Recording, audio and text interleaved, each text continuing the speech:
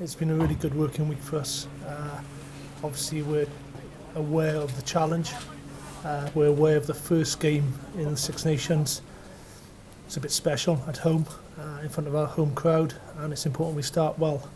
And by starting well is the first 20 minutes or 30 minutes, because obviously last year, we didn't do that, and whilst we regained momentum through that championship, I think that we've all spoken about our goals over the next sort of 6 to 7 weeks.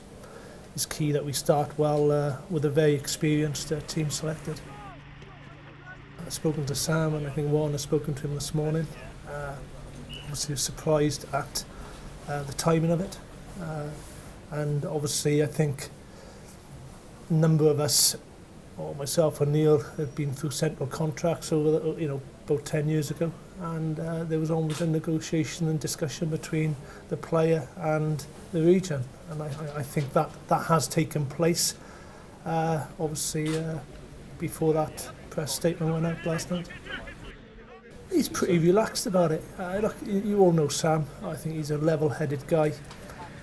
Rugby is first and foremost, and I think that the message from the national squad, we want all our players to stay in Wales, whether that's with the national team on contract or with the regions. I think Alan Wynne staying in Wales is fantastic for Welsh rugby. For all the supporters watching Alan Wynne playing for the Ospreys, fantastic. And I think that obviously I think you're aware of the situation with Sam, and it's great for Sam, the Blues and Welsh rugby that we've got our Lions and Welsh captains staying here in Wales, as opposed to applying his trade over the bridge over in France. When you look at the side and the squad that we've got, we're pretty experienced. I think obviously the number of Lions, how many 12 or 11 players going into this test match on Saturday. There was no bigger pressure than on these players than in the summer going into our third test.